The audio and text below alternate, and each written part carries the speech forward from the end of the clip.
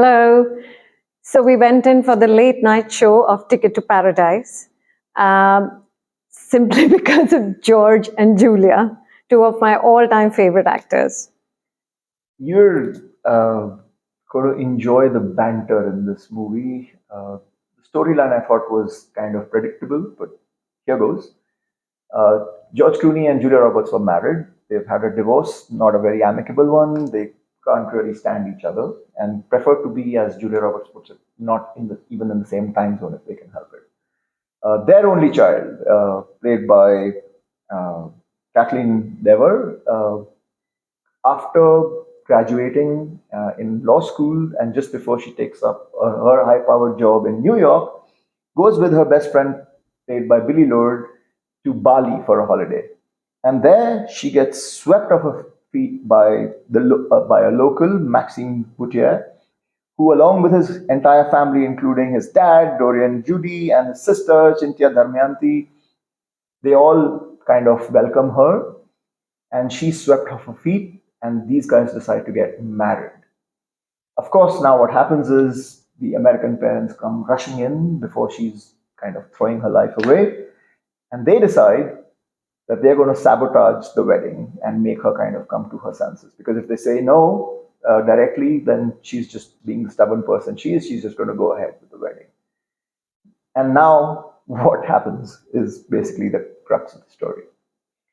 Right. The story was pretty cliched, but like he said, the banter between George and Julia, and they mostly carry the movie on their shoulders, especially George.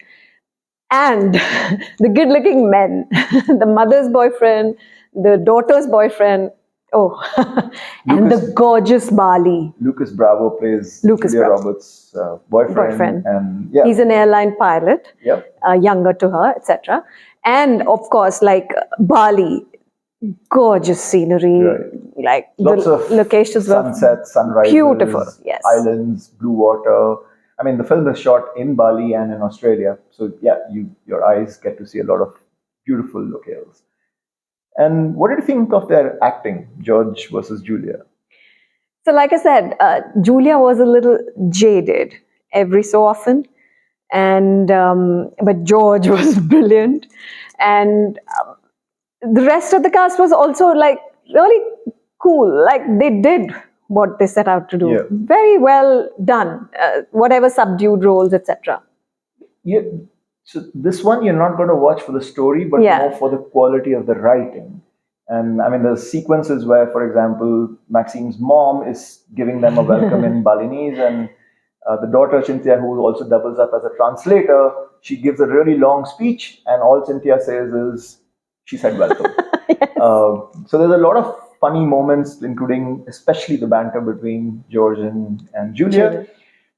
Julia, I thought, was outperformed by George Clooney on almost every level. I mean, the range of expressions with George Clooney was spectacular. He just pulls it off with such ease that he's a delight to watch. I think these guys must have come together after the Ocean series. Ocean 11, I 12, 13, believe so. probably. I haven't seen any other. But I mean, it was good to see them on screen. Even Julia's wardrobe, I thought I couldn't understand the. It didn't the do it for rationale. me. Yeah, I was a little But, weird. But Huh.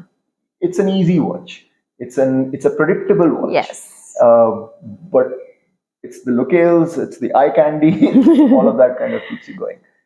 We're going to do a new thing with our ratings now, and we don't discuss our ratings beforehand, and we're going to you'll find out as we find out what our ratings are. Yeah. Right. So Ritu, 1, 2, 3.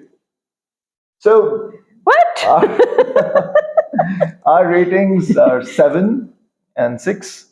Obviously, the eye candy influenced her a little more than me.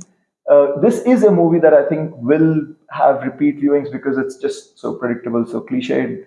But the banter kind of keeps it going. Yeah? Yeah. Good writing. We'd love to know what you think. Thank you. Thank you.